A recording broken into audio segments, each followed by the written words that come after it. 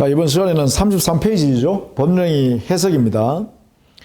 이 법령의 해석이란 것은 법령을 한 내용, 목적을 알 수 없을 때, 또는 법령의 내용이 두 개 이상으로 이렇게 해석이 가능할 때, 그 법령이 하나인데 목적이 두 개일 수 없잖아요. 그래서 당의 행위의 목적을 확정하는 방법과 기준을 우리는 법령의 해석이다 이렇게 해요. 그래서 우리 의에 보면 이렇게 돼 있죠. 법령의 목적을 명확히 확정하기 위해서 하는 것을 우리는 법령의 해석이라 한다 이렇게 했죠. 결국은 그 법령의 해석은 자, 법률 행위의 해석이란 것은 이 행위 속에 있는 의도를 알아내야 되죠. 행위 당사자 의도가 뭐냐 이걸 밝히는 거죠. 이것을 우리는 해석입니다. 그렇다면 이렇게 해석할 수 있겠죠. 이 행위 속의 의도라는 것은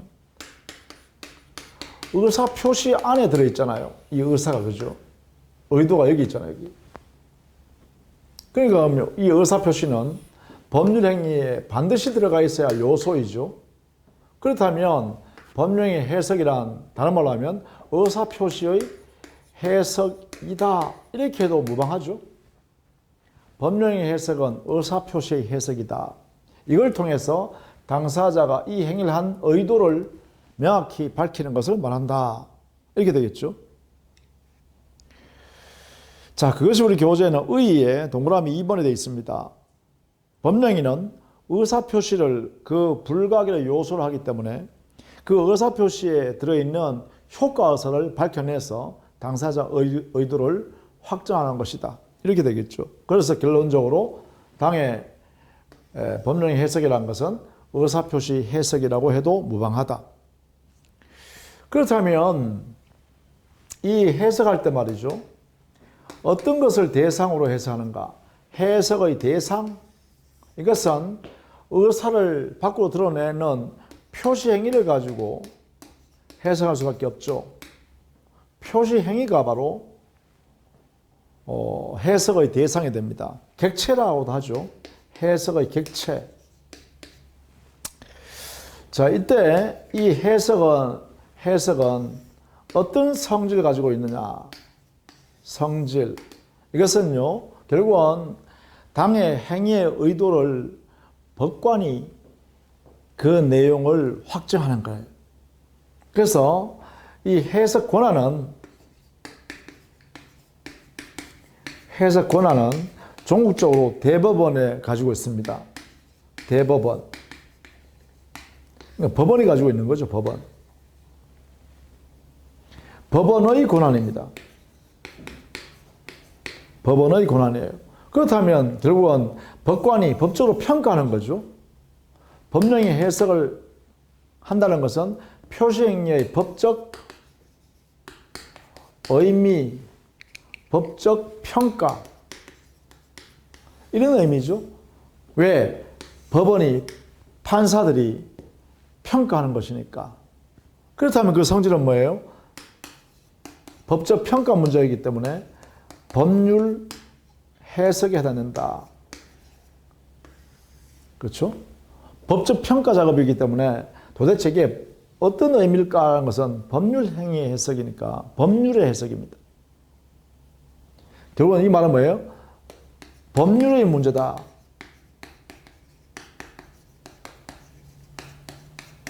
이렇게 해석할 수 있죠. 그래서 우리는 보통 법률행위 해석은 사실 확정 문제가 아니라 법률 문제다. 이렇게 해석합니다. 법률 문제니까 이게 법적 평가 문제니까 이것은 상고 이유로 인정하죠. 법원이 판단을 잘못하면 대법원에 상고할 수도 있죠. 왜? 종국적으로 대법원이 판단하니까. 종국적으로는. 그래서 법원의 권한이다 이렇게 해석했고 법원이 종국적으로 해석하는 것입니다. 그래서 법률 문제가 되고 법률 문제가 되니까 종국적으로는 상고 대법원에 가서 판단을 받을 수도 있다 이 말이죠. 이렇게 해석합니다.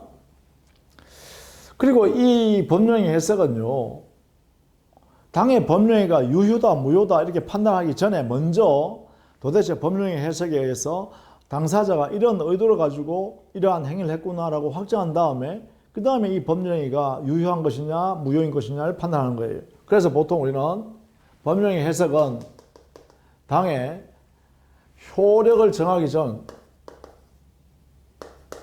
전에 판단하는 선결 문제라고 합니다.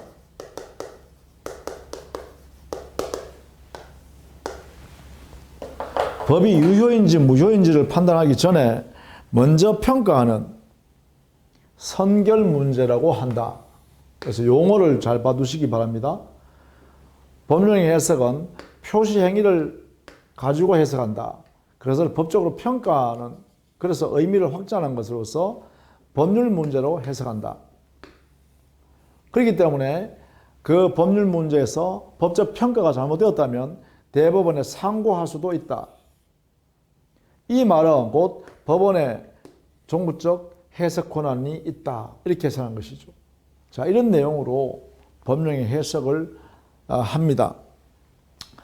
자, 그러면 법령의 해석은 해석하는 방법이 있겠죠. 법관들이 어떤 방법을 동원하느냐 하면 첫 번째는 첫 번째 단계, 1단계, 첫 단계로는 자연적 해석을 합니다. 자연적 해석한다는 말은 표의자 중심으로 표의자의 진의에 따라서 해석하는 거죠. 즉 표의자 입장에서 해석을 해 나가는 거다. 이런 말이죠. 표의자 입장에서 그 사람이 어떤 의도를 가지고 표시했느냐를 가지고 판단한다. 진의에 따라 해석한다.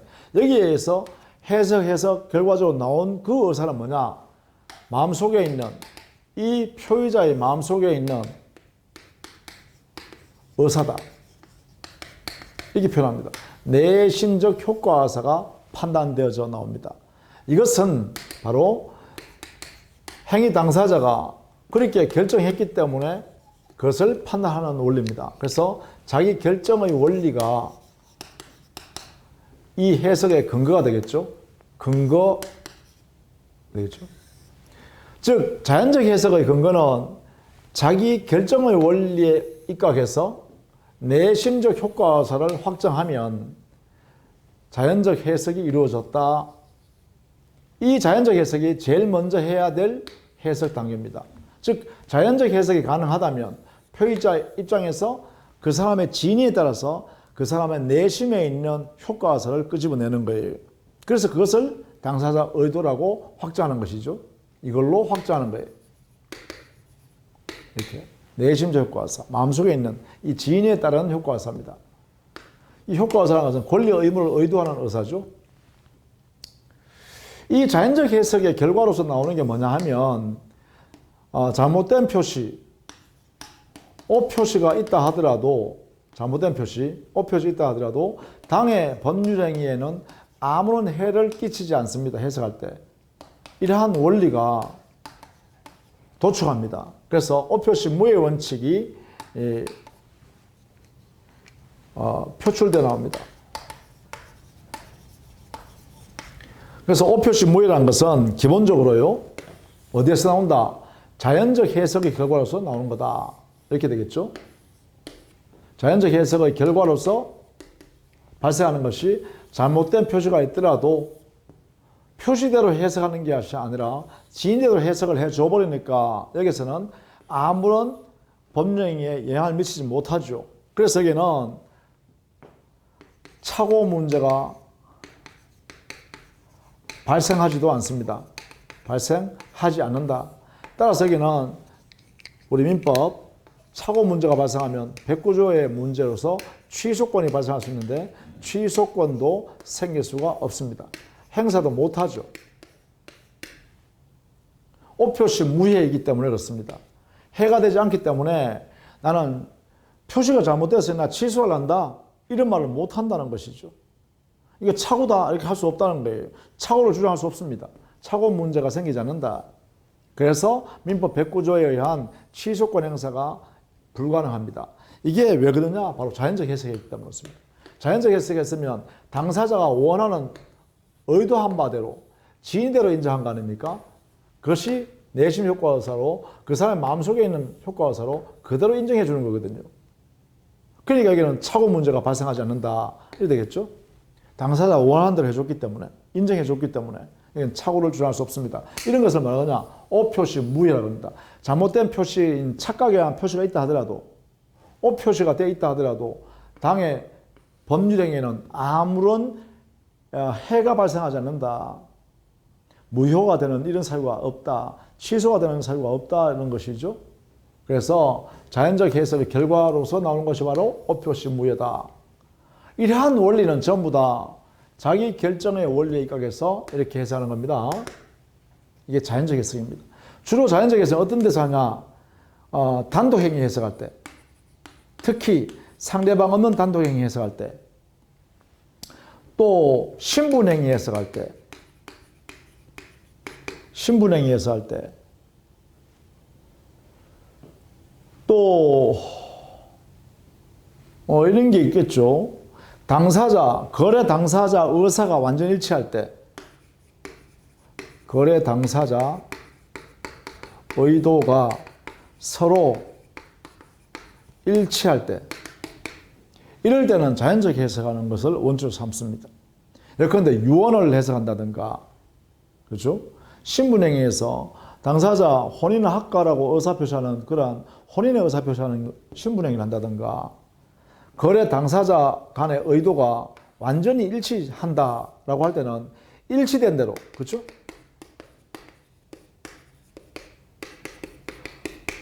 의도대로 그 목적을 확정하는 것입니다.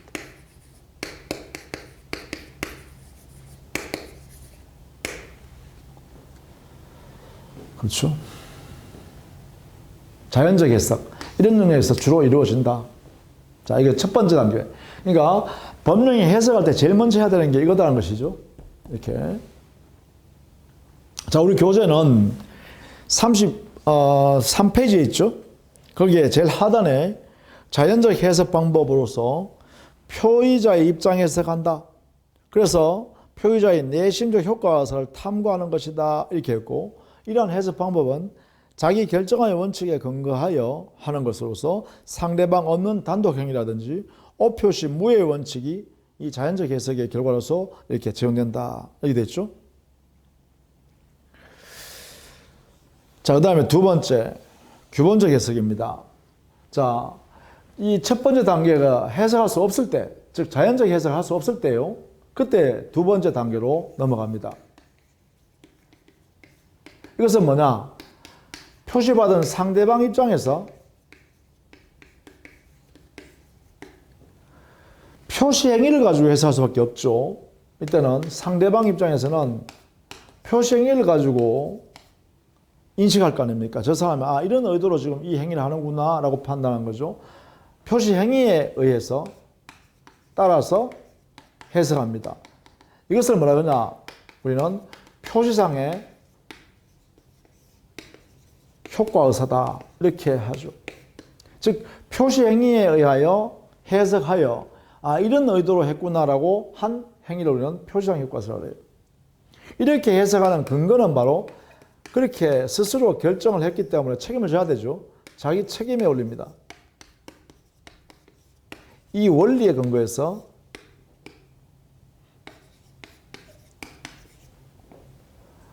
이 단계인 규범적 해석을 하게 됩니다. 이게 바로 규범적 해석입니다. 이렇게 2단계 해석은 이렇게 해석하는 것을 우리는 규범적 해석이라 한다.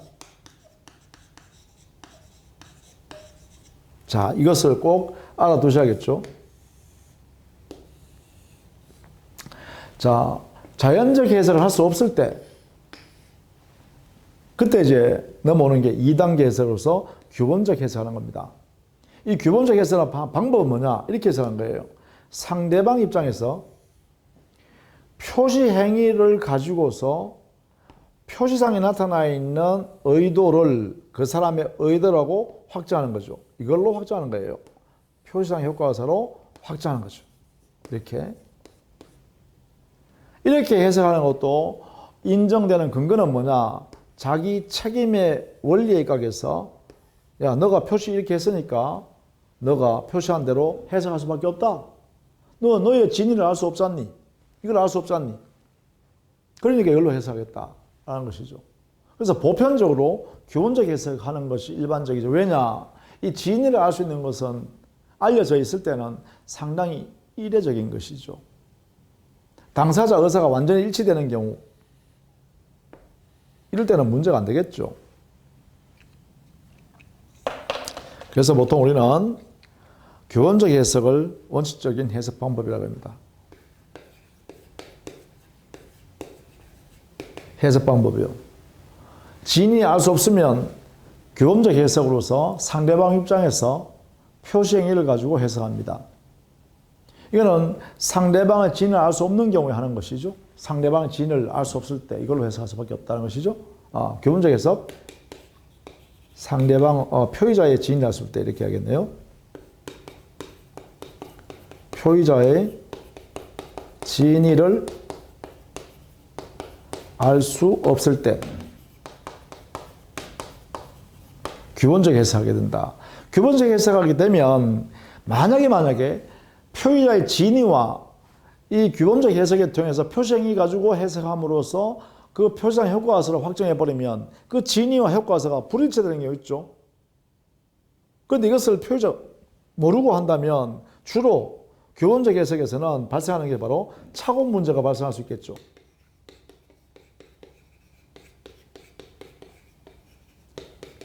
발생할 수 있다.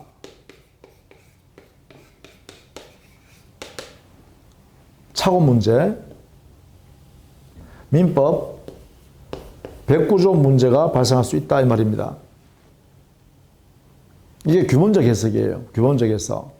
자, 우리 교재 34페이지에 규범적 해석에 관한 내용을 정리해 놨죠. 상대방 입장에서 해석하는 방법으로서 표시행위의 객관적 의미를 탐구한 것이다. 해놨죠. 이것은 자기 책임의 원리에 근거해서 해석하는 것으로서 주로 상대방이 있는 단독행위나 계약에 주로 많이 활용한다. 그 대표적인 예로 이제 판례가 일어났죠. 채권자가 채무자로부터 채권 중에 일부만 변제받으면서 영수증을 교부하면서 총완결 이렇게 표시를 해서 영수증을 써줬다는 거예요.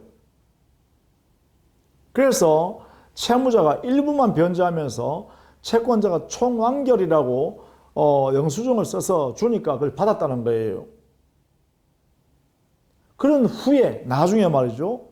채권자가 채무자한테 나머지 부분 이행해라 라고 청구해 왔을 때 총완결의 영수증을 받은 채무자가 말입니다. 채권자 당신 내한테 전번에 내가 채무 일부 변제했을 때 여기 영수증에다 총완결을 써줬잖아. 그럼 나머지 채무 부분은 당신이 면제시켜 준 거잖아. 그래놓고 지금 와서 다시 돈 내놔라 그런 것은 야 나는 채무가 나는 이미 없다. 너 면제시켜 놔놓고 지금 와서 또 돈 내놔라 그럴 수 있냐? 나 안 줘. 이렇게 했다는 거죠. 이때 분쟁이 생겼을 때 법원의 판단은 규범적 해석했다는 거예요. 이 말은 뭐죠? 채권자의 총완결이라고 표시한 행위 이 안에는요. 설령 채권자가 마음속으로는 자기의 의사는 진위는 이 채무 일부를 변제하는 것을 받으려 그러면 최소한 이렇게 써줘야 되고 나중에 내가 총완결이라고 써주지만 나중에 나머지 부분을 돈을 받아야겠다. 이런 의사를 자기 마음속에 가지고 있다 하더라도 그 채무자는 총완결이라는 표시행위를 보고 어떻게 믿느냐 이 말이야. 일반적으로 채무자가 영수증에 총완결이다라고 채권자가 스스로 써줬다면 채권자가 나머지 남아있는 채무는 면제시켜 주는구나 라고 이 표시행위를 보고 믿을 거다 이 말이지. 그래서 이렇게 해석할 수밖에 없다는 게 우리 법원의 판단이죠. 자, 그렇게 정리를 좀 해두시면 되겠습니다. 자, 마지막으로요. 1단계, 2단계에 거쳐서 당의 법령의 목적을 정했어요. 이렇게 정했는데 정하고 난 뒤에도 아직 그 법령의 안에 공백이 남아있더란 거예요. 즉 법령의 해석으로서의 자연적 해석, 규범적 해석을 했으나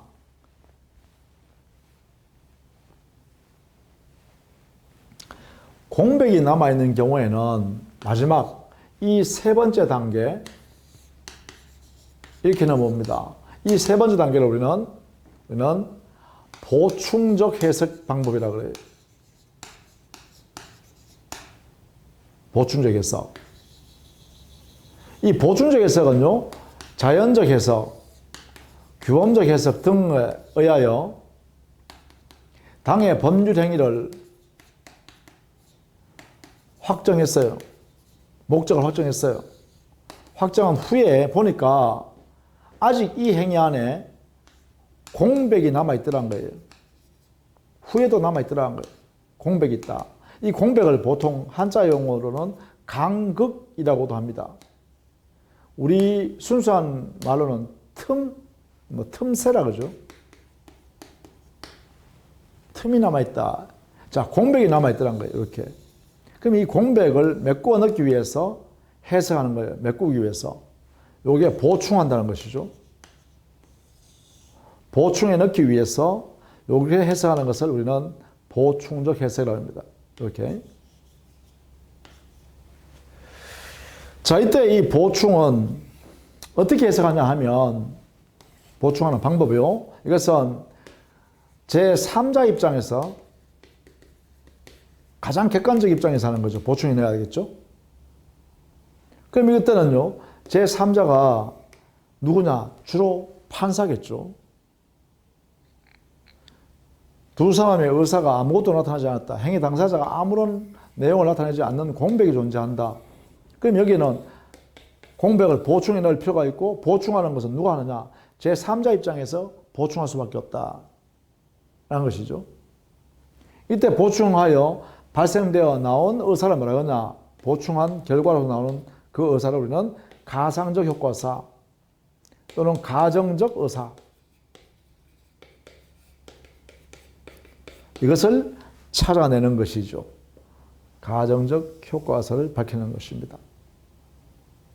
제3자 입장에서 보충해 넣는데 그 보충해 넣는 의도가 가상적, 아마 이게는 일반인 기준에서 생각하는 거죠.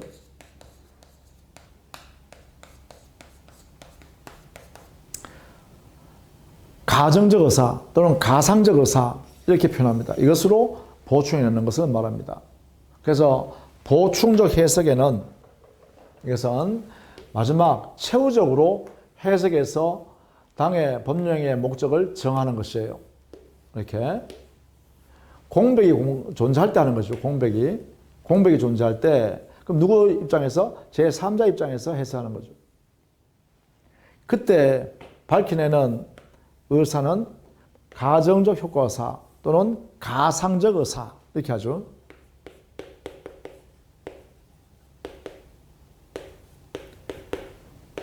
이것을 보충해 넣는 것을 말합니다. 우리 교재는 34페이지 하단에 정리되어 있죠. 자연적 해석과 교훈적 해석을 통해서 법령의 성립을 만들어 놓고, 그럼에도 불구하고 공백이 존재하는 영역이 존재한다. 그럴 때 그 공백에 보충해 넣기 위해서 하는 해석이 바로 제3 번째 하는 보충적 해석이라 하고, 이것은 제3자 입장에서 가장 객관적인 입장에 서서 일반인 기준에서 아마도 이렇게 보통 사람이라면 의사결정했을 거다, 의사표시했을 것이다, 그런 법령이 했을 것이다, 이렇게 집어넣는 거죠. 그래서 가상적 의사를 밝혀내서 거기에 보충해 넣는다. 이 가상적 의사를 밝혀서 보충해서 하는 경우에는 주로요 계약의 영역에서 많이 발생합니다.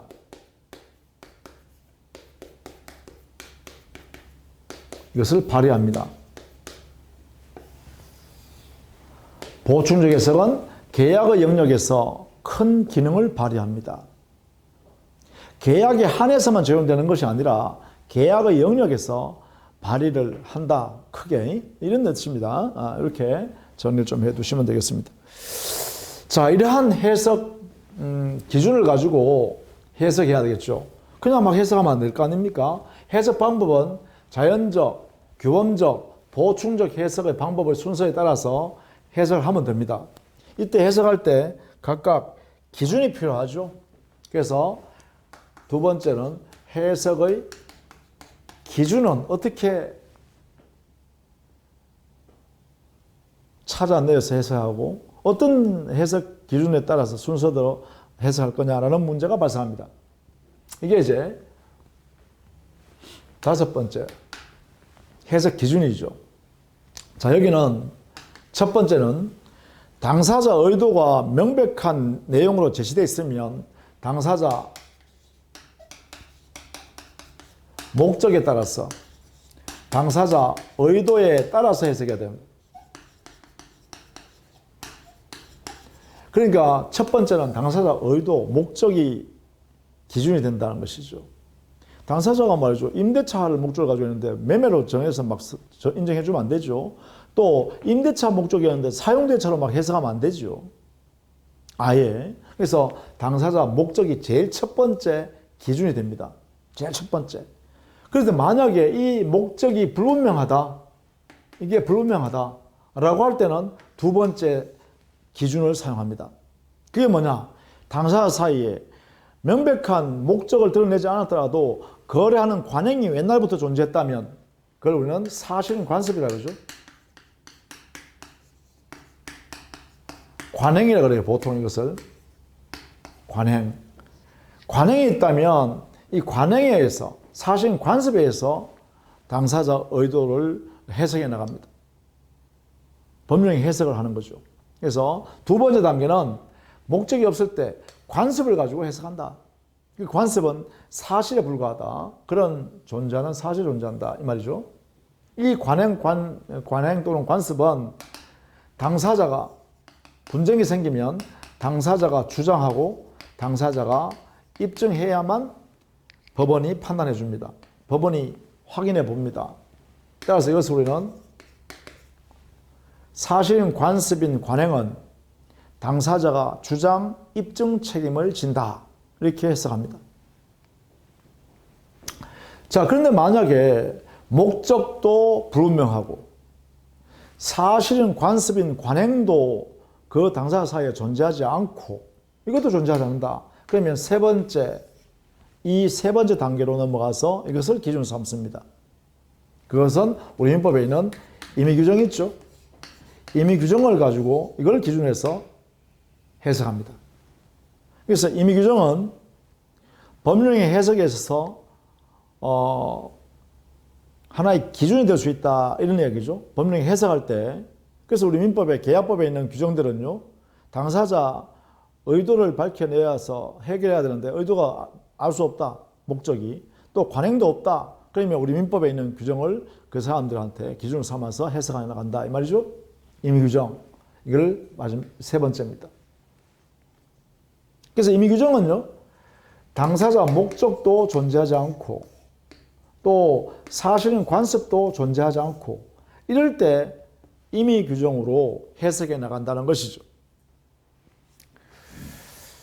그런데 만약에 임의규정조차도 없다. 이것도 없다라고 하면 어떡하냐. 이때는 결국은 신의성실의 원칙에 입각해서 서로 양 당사자를 서로 배려하면서 상대방을 서로 배려하면서 어떤 의도를 가지고 이렇게 거래 행위를 했을까라고 해석할 수밖에 없다는 거예요. 이게 바로 신의성실의 원칙. 이 신의성실의 원칙을 다른 말로는 신의칙이라고도 합니다. 신의칙. 또 이것을 우리는 조리라고도 하죠. 조리. 넓은 의미에서 조리라고도 해요. 일반적으로 이성적으로 평가했을 때 다 그 기준으로 삼을 수 있는 것들 이런 이야기입니다. 신의성실 원칙, 신의칙에 따라서 해결합니다.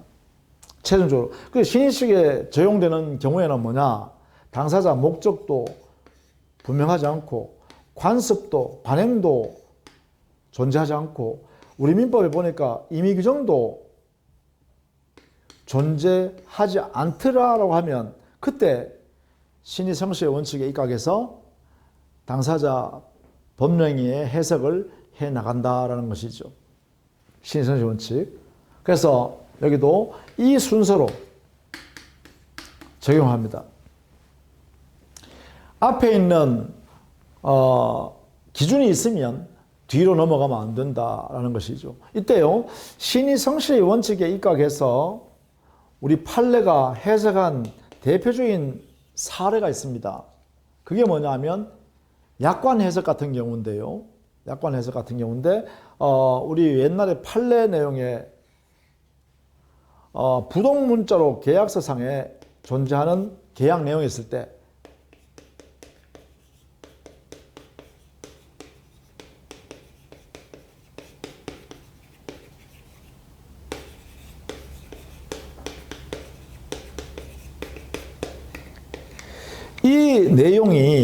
이 내용이 어느 일방, 계약 당사 중에 어느 일방에는 유리하고 그 상대방은 불리한 내용이에요, 오로지. 그럴 때는 일방에 불리하다.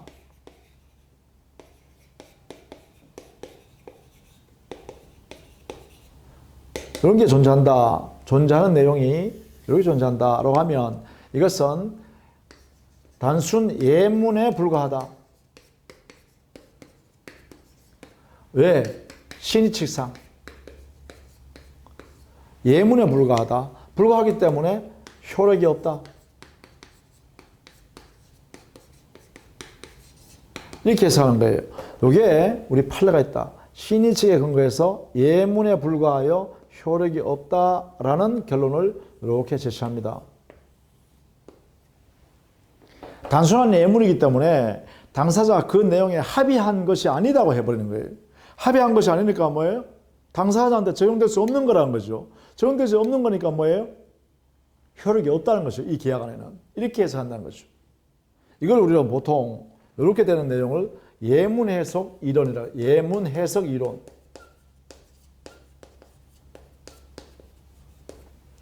판례 이렇게 해석하는 것을 예문 해석 이론이라 하고 신의성시의 원칙에 입각해서 당의 계약 내용이 되어 있는 부동문자로 되어 있는 그 내용을 효력이 없는 것으로 판단해버리는 사실, 이 판례를 우리는 예문 해석 이론이라 한다. 이렇게 정리를 해 두시면 좋겠습니다. 우리 교재는 35페이지부터 해석의 기준이라고 해서 차근차근 정리되어 있죠. 당사자 기도한 목적을 기준으로 해서 정리하고, 그렇지 않으면 그게 없을 때는 사실인 관습에 의하고, 관습이 없을 때는 임의 법규에, 임의 규정에 의해서 하고, 임의 규정조차도 없다면 신의성실의 원칙인 조리를 근거로 가지고 해석의 기준을 삼는다. 그 신의성실의 원칙에는 36페이지의 제일 마지막 부분에 가면 신의 측에 입각해서 법령의 해석을 기준으로 삼아서 해석한 대표적인 예가 예문 해석 이론이라는 판례 이론이 있다. 이렇게 놨죠. 그래서 예문 해석은 신의성시의 원칙을 적용한 판례 원리입니다. 이렇게 정리하시면 되겠죠. 자, 이렇게 해서 법령의 해석이라는 하나의 테마를 정리했습니다. 우리 교재 37페이지에 보면 문제 쭉 모아놓은 거 있죠. 우리 교재에는요, 문제 부분에 특히 민법 파트에는 각 파트에 중요한 테마를 중심으로 해서 문제를 정하고 거기에 집중적으로 나올 수 있는 지문들을 한꺼번에 모아놨습니다. 5개만 모으는 게 아니라 10개만 10개, 어떨 때는 20개도 모아놓은 것도 있어요. 뒤에 가면. 그래서 그 지문들을 보면서 OX를 하는데요. X라는 부분은 틀렸다는 뜻이고요. X가 없는 지문은 옳은 지문이라고 인식하면 돼요. 문제가 어떻든 간에, 자, 예컨대 37페이지부터 보시면 됩니다. 1번 문제, 법률 행위에 관한 다음 설명 중 옳지 않은 것은 이렇게 했죠.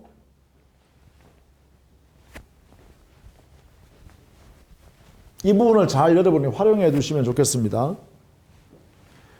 자, 1번 문제 일어났죠? 법률 행위에 관한 설명이다 했잖아요. 그러면 법률 행위 일반적인 원리를 쭉 여기에다가 지문으로 만들어 놓은 거예요. 사실은 여기에 지문을 만들면 한두 것도 없죠. 민법 총칙에 있는 것은 전부 다 법률 행위에 관한 것을 우리 시험 문제 내니까 다 낼 수 있는 거죠.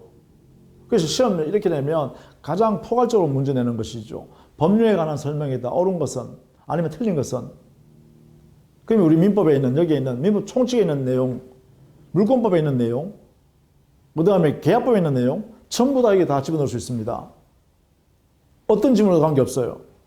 자, 그러면 여기에는 8개 지문을 넣어놨는데 그 중에 저는 이 중에 X표로 되어 있는 틀린 지문만 해석할 겁니다. 왜 틀렸느냐? 이게 틀린 지문이라는 뜻인데 이 지문이 왜 틀렸느냐? 왜? 이 부분을 제가 설명할 겁니다. 그럼 여러분도 마찬가지로 옳은 지문은 읽어서 여러분 스스로 습득하셔도 돼요. 그리고 앞에 있는 교재 안에 있는 내용물을 읽어 확인해 줬습니다. 왜냐하면 옳은 지문 읽었는데 이게 내가 잘 모르는 지문이다 하면 앞에 가서 다시 한번 쭉 읽어보시고 아 이런 내용으로 지문을 종합하면 되는구나 이렇게 정리하시면 돼요. 그런데 틀린 지문의 경우는 왜 틀렸는가를 반드시 알아두셔야 됩니다. 이걸 알으셔야 바로 잡는 거죠. 그러니까 옳은 지문으로 바로 잡는 거예요. 이걸 알으셔야 시험장 갔을 때 판단할 수 있는 능력이 생겨요. 그래서 이 부분은 여러분이 잘 정리를 잘 해주시면 좋겠습니다. 자, 제가 정리해 보겠습니다. 1번에 3번 문제 보시죠. 3번 지문요. 행위자가 원하는 대로 법률효과가 발생하는 것. 이것은 법률행위죠. 법률행위는 원하는 대로 효과 발생해요. 그런데 준법률행위는 법률적 행위라고도 합니다. 개념적으로 같은 말이죠. 그러니까 이거와 같다 했으니까 틀렸죠. 준법률행위는 법률적 행위예요. 준법률행위의 법률적 행위니까 이것은 법률의 규정에 의해서 정해져 있습니다. 규정에 정한 대로 효과가 생깁니다. 이게 되죠. 규정에 정한 대로 생겨요. 이거는 원하는 대로죠. 여기는 원하는 대로 이렇게 되죠. 3번에 법률행위와 준법률행위를 구별해라 이런 뜻이죠. 자, 그 다음에는 6번 질문 보시죠. 무권리자의 처분행위는 무효이다. 여기까지는 맞아요. 권리도 없는 사람이 처분행위라는 종국적 행위를 했다 하면 무효죠. 처분행위가 무효예요. 권리자가 추인하면 그때부터 했는데 우리 판례는 이것도 알아두시면 좋겠습니다. 무효행위 이것을 추인한 경우인데 이게 무효행위가요. 무권리자의 처분행위이기 때문에 그래요. 처분행위에서 이것은 무효예요. 여기에서 권리자가 추인을 해주면 이렇게 추인을 했다라고 하면 이때는 이 무효행위 할 때 소급에서 처음부터 유효한 행위로 인정합니다. 그래서 처음부터라는 말은 소급표가 있는 것이죠. 이게 판례의 태도입니다. 그래서 6번은 여기에 처음부터라는 즉 그때부터가 아니라 소급하여라고 해야 옳습니다. 그 다음에 7번 법령행위는 의사표시만으로 이루어진다가 아니라 7번 법률행위는 의사표시만으로가 아니고요. 의사표시는 반대로 들어가야 되죠. 그러면 이렇게 되면 의사표시는 곧 법령이니까 의사표시만으로 만들어지는 거죠. 그런데 의사표시는 반대로 들어있고 나머지 다른 것도 들어갈 수 있는 경우도 있을 수 있어요.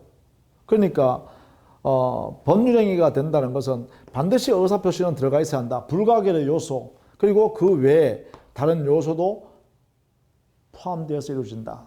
이런 이야기죠. 이렇게. 예를 들면 유언이라는 법령에는요, 유언의 의사표시를 해야 됩니다. 그런데 이게 방식을 갖춰야 돼요. 우리 법에서 말하는 법정 방식이 있어요. 민법에 정해놓은 법정 방식에 따라서 해야만 유언행위가 법령으로서 발생해 유효가 돼요. 만들어져요. 이게 뭐냐? 이게 선임요건이다. 특별 선임요건. 이게 유언에 있어서는 유언의 방식이, 법정 방식이 특별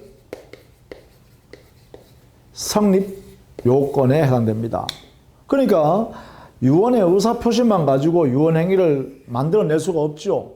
유언이라는 법령을 만들 수 없어요. 뭘 해야 된다고? 민법에 정해져 있는 5가지 방법이 있는데 그 방법에 따라서 어느 한 개를 선택해서 해야 된다는 것이죠. 그래야 유언행위가 만들어져요. 자, 이런 의미를 가진다. 자, 그 다음에 2번. 법령의 목적에 관한 설명을 옳지 않은 것은 했죠. 자, 거기에 법령의 목적은 확정, 가능, 적법, 사유, 타당성이잖아. 그죠?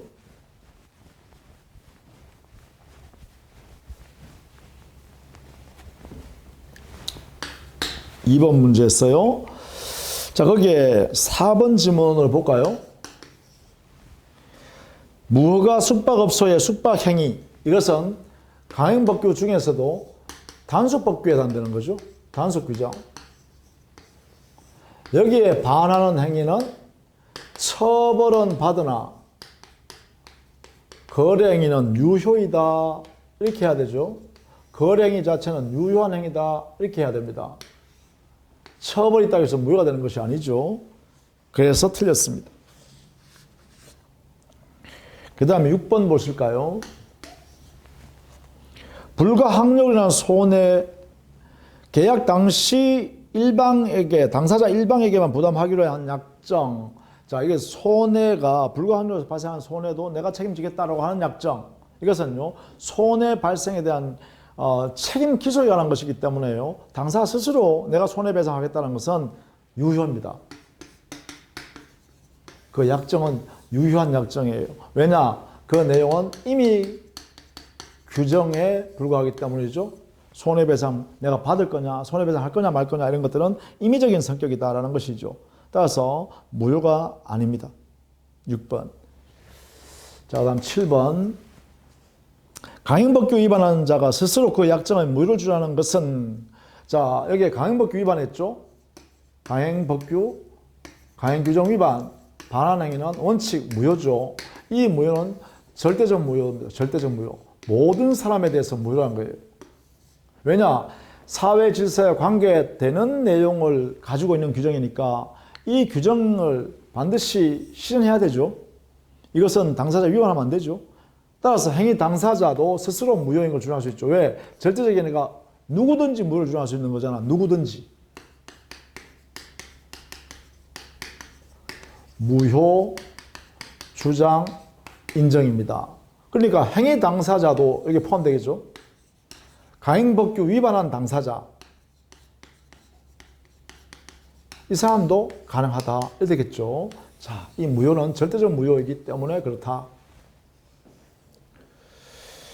자, 그 다음 8번. 매매계약 체결 후 그 목적물이 범정의로 취득한 것임을 알게 된 경우 그 계약 이행을 청구하는 것은 선량한 풍속 기타 사회질서에 반한다 했는데, 우리는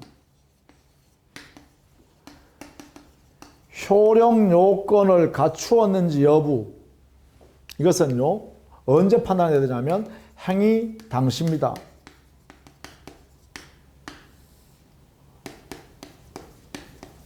그러면 사회질서 위반의 행위인지 아닌지는 계약 행위할 당시에 알고 해야 되죠. 그죠? 행위 당시를 가지고 판단하는 거죠. 행위 당시. 그래서 8번.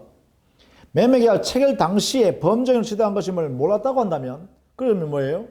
이건 동기의 불법이 인정되지 않는 거죠. 그래서 이것은 유효가 됩니다. 유효. 자, 사회질서 위반이 아니다 이 말이죠. 그 다음 9번. 타인의 소유 물건을 매매하는 것은 법률적으로 불가능하다 했는데 아니죠. 9번 매매 계약이라는 것은 채권행위예요. 매매라는 것은 채권행위, 채권. 의무를 부담하는 행위에 불과하다 이 말이죠. 부담. 그래서 나중에 이행하면 되죠. 왜? 여기는 이행할 부담을 남기는 거잖아. 그죠? 부담을 남긴다 이랬죠. 그러니 전부 타인의 권리를 매매했더라도 이 매매 계약은 유효가 되겠죠. 10번 법령에 포기된 동기가 사회 질서에 반하는 경우 이 10번은 바로 동기의 불법이죠.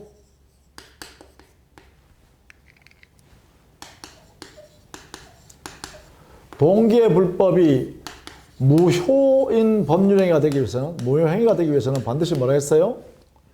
동기의 불법에 관하여 행위 당사자가 외부에 표시했거나 아니면 상대방에게 알려진 때 이랬죠. 이럴 때 무효가 된다 이랬습니다. 이럴 때 무효. 이럴 때만 무효라고 했어요. 그러니까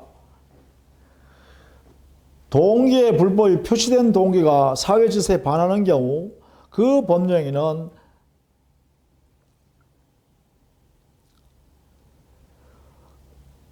법률행위, 반사회적 법률행위로 할 수 없다 했으니까 여기 보시면 여기 표시한 때죠. 표시한 때. 표시한 때 되면 어떻게 돼요? 사회질서 위반으로서 103조 이 불법이 바로 사회질서 위반 아닙니까? 그래서 여기는 무효에 해당된다라고 해야 되겠죠? 그죠? 여기에 해당된다. 표시했으니까 무효 사회질서 위반 이렇게 하겠죠. 이렇게. 자, 그 다음에 3번. 불공정한 법률행위, 옳지 않은 것은 했네요. 요건과 효과, 내용을 정리하면 되겠죠. 자, 4번 지문요. 현저한 불경이 있으면 추정된다 했죠. 4번. 추정되는 사실은 없다. 모든 여건을 전부 다 뭐예요? 무효 주장자가 입증해야 되죠. 모든 요건을 입증해야 합니다. 따라서 추정되는 사실이 없습니다. 이렇게 해야 됩니다. 6번 단독행위는 불공정한 법령의 문제가 발생할 여지가 없다 했는데 단독행위가 아니라 경매, 무상행위인 기부행위나 증여 여기에 적용되지 않는다 그랬죠. 따라서 단독행위에는 적용된다 그죠. 단독행위에는 104조 적용한다.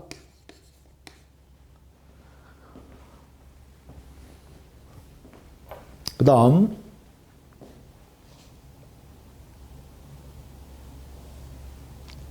6번이네요. 6번. 9번 불공정한 행위에 양 당사자는 이미 이행한 것의 반을 서로 행사할 수 없다. 반환 청구할 수 없다 했는데 피해자는 폭리자인 수익자에 대해서 반환 청구권을 행사할 수 있죠. 왜냐하면 이 사회질서 위반의 폭리 의도가 여기 수익자인 폭리자한테만 사회질서 위반의 의도가 있죠. 103조 의도가 여기만 있단 말이죠. 그러니까 여기는 반환 청구할 수 있고 여기에만 반환 청구를 인정하지 않는다. 폭리자한테 그죠? 그래서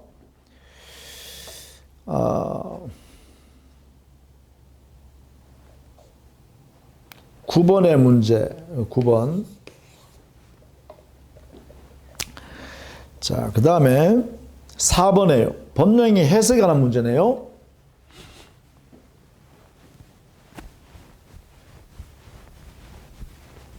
(4번) 법률행위 해석에 관한 문제죠. 자, 1번 유언과 같은 상대방을 운 단독행위 원칙적으로 자연적 해석이 하죠. 유언 자연적 해석의 원칙이죠.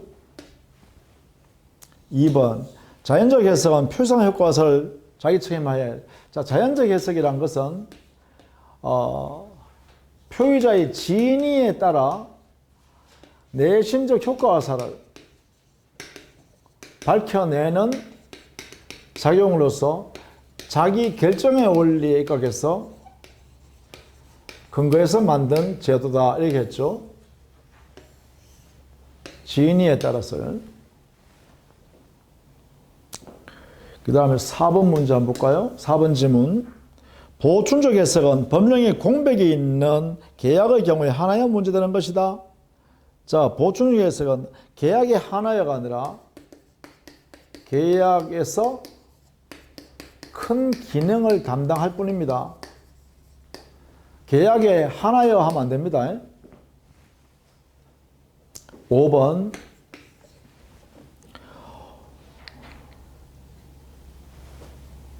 오표시 무의 원칙은 오표시 무의 이것은 자연적 해석의 결과물이죠. 7번. 법률의 규정이 없으면 당사자가 기도하는 목적이 해석이 준다가 아니라 목적에 당사자 기도하는 목적이 없으면 그 다음 어떻게 돼요? 사실은 관습에 의하고 관습이 없으면 그 다음에 임의 규정에 의하죠. 순서가요. 규정이 없으면이 아니고요. 그렇죠? 규정이 없으면 아니고 그죠? 목적이 없으면 관습도 없어야 할 때 규정해야 한다. 이렇게 되겠죠. 잘못 해석했죠. 그 다음 마지막 11번 문제요. 계약 사항에 대하여 이의가 생길 경우에는 일방 당사자 해석에 따른다는 계약서상의 조항은 법원의 해석 권한을 구속한다가 아니라 해석 권한은 법원의 권한이기 때문에 법원에게 있기 때문에 당사자가 이 법원의 권한을 제한할 수가 없습니다. 구속되지 않습니다. 법원은. 그래서 틀렸죠. 자, 이렇게 해서 여러분이 문제를 통해서 지문의 옳고 그름을 판단해야 되는데 틀리게 되어 있는 것을 왜 틀렸는가를 항상 여러분 스스로가 설명할 수 있어야 합니다. 앞에 있는 내용을 가지고 이렇게 적용했어요. 그렇게 해주시기를 부탁합니다. 자, 다음 시간부터는 의사표시에 관한 내용을 정리하도록 하겠습니다. 수고했습니다.